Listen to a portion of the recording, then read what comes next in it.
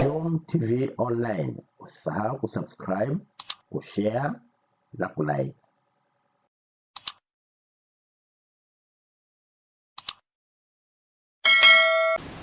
Sote tunakubaliana kwamba tuna kazi kubwa sana mbele yetu, hasa kazi ya kuwanusuru watoto wetu katika uhalifu uliopo katika maeneo ya jamii. Bado tunazo changamoto kubwa tulizonazo katika kuziripoti kesi hizi za uhalifu, zikiwemo za udhalilishaji wa watoto wetu. Hili ni changamoto ambalo tunalo katika jamii, na sisi kama watendaji wa jamii zinazotuzunguka tuendelee kushajisha, tuendelee kukemea na kuiasa jamii umuhimu wa kuziripoti kesi hizi katika vyombo vinavyohusika. Na ukiangalia hii 829 inawezekana kuna zaidi au pengine kuna nusu yake ya hii ambayo haikuwa reported, na hivyo hatuwezi kuwa nayo. Sasa hapa nitoe wito kwa SOS kuangalia uanzishaji wa mradi, ama hata mradi huu tunaweza kuongezea component ya reporting system, kwamba shule zetu 149 ambazo zinakwenda kuingia katika utekelezaji wa mradi huu ziwe na uwezo pia ya kuandaliwa mfumo wa kuweza kuripoti matendo mbalimbali haya uhalifu, yakiwemo pia ya udhalilishaji, ili kusaidia sasa, kabla kesi zile hazijafika nyumbani, watu wakaweka busati wakaanza kukubaliana huko, lakini itakuwa tayari tumeshazinasa kwa sababu zimeripotiwa kwenye mfumo.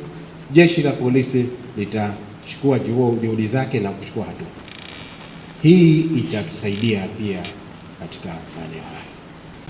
Ile anapoenda kule, lengo ni kutengeneza wale watoto wakuwe katika maadili mazuri, katika misingi ya kwamba tunaamini kwamba mtoto, kile kizazi tukitengeneza kikiwa katika maadili mazuri, wanapokuja kuwa watu wazima, ina maana kwamba watakuwa ni mabalozi wazuri katika zima nzima ya jeshi la polisi ya kuzuia na kupambana na uhalifu. Kwa hiyo tunashirikiana na wazazi, walimu na jamii kwa ujumla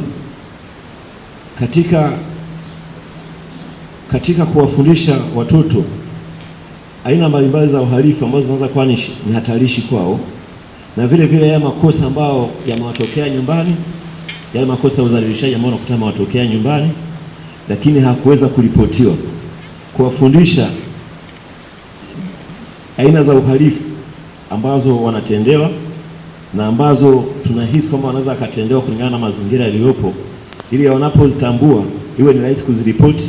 Kwa hiyo kupitia hii program kwenye ile kurudisha watoto shuleni, kwa watoto watukutu ambao ukienda shuleni kule unakuta darasa lina wale absentees wa kudumu wale ambao kwa mwaka jana tu wamerudishwa kushirikiana na wenzetu wa jeshi la akiba, wamerudishwa mashuleni wanafunzi 296. Sisi SOS kama taasisi tupo katika transformation kubwa, ama tunasema big shift, ambayo tunatoka katika malezi ya watoto katika vijiji, na lengo letu kubwa ni kuwakutia watoto wengi zaidi, ambapo tunakwenda katika mradi wa kuimarisha familia. Mradi huu unafanyika kwa muda sasa, lakini transformation yetu kubwa ni kufanya kazi na taasisi ikiwemo jeshi la polisi, ambalo tumeona opportunity kufanya nao kazi wao, tunaweza kufikia wadau wengi zaidi.